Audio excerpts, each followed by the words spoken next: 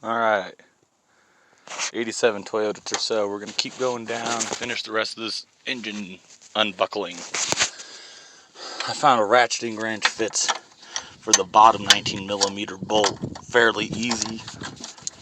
And then the top you can just get a standard wrench on. Same as this side. You got a bottom mounting bolt for your through bracket, and the top you got a washer, huge washer down there. Don't lose it, okay?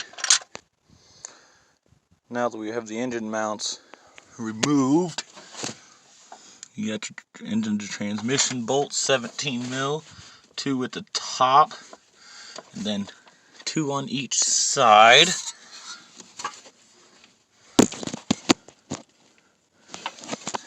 Where my socket is. And then over here, I said that there was 2 at the top. Here's the second one right there, right next to where your starter mounted. And you got one 17mm right there. You gotta pop those out. Now I have this bracket on this rig. I don't know why. It probably hooks up to the exhaust for another EGR due to CA emissions. And that actually really sucked. So there's your 2 mounting bolts right there. 14mm, you're going to need an offset swivel wrench unless you don't have power steering. My power steering line was in the way. That really sucked. So you're going to get those 2 demounted along with all 4 of those bolts, and then your engine and tranny are no longer connected. Well, the other 2 bolts that I just mentioned, those are connected to your block. But it looks like it also connects to your tranny back there with 2 through bolts.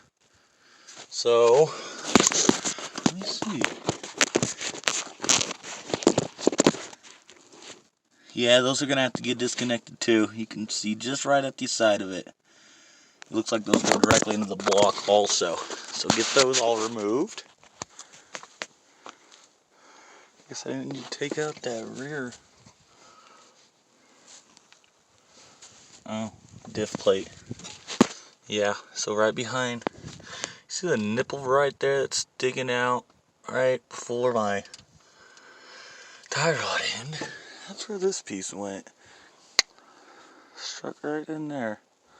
I'm still not sure where it went because nothing was on the end of this, but a lot of crud came out. Okay, so remove that plate too. And remove your diff mount plate right above your CV right there. 4 bolts, 12 or 14 mil, I believe.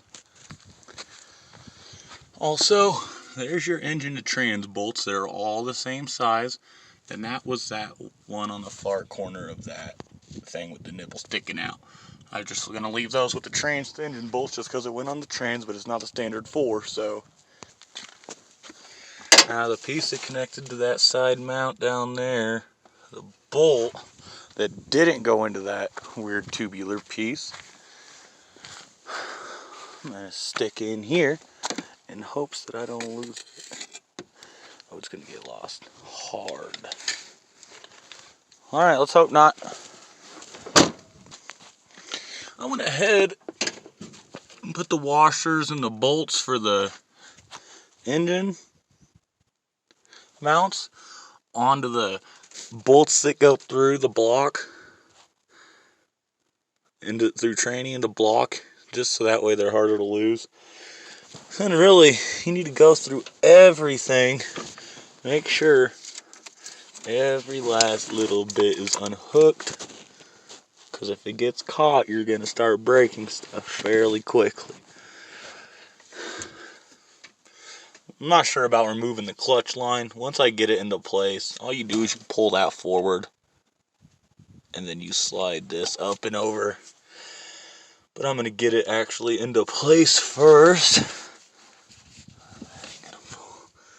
Okay, looks like everything on this side's disconnected. I'll end up removing my dipstick. I'll remove the water inlet for the temperature sensor in the thing, just because these are some expensive pieces right there. Those are another 2 12mm bolts. Now to remove this, you're going to give it a couple gentle wiggles, make sure it's free of the gasket, and then pull up. See those little grommets? You got an O-ring, you're going to want to make sure you pull that out and replace both sides of the O-ring.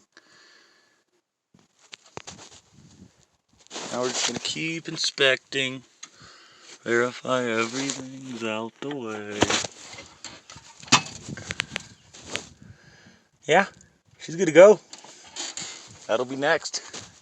My tree pulling engine time.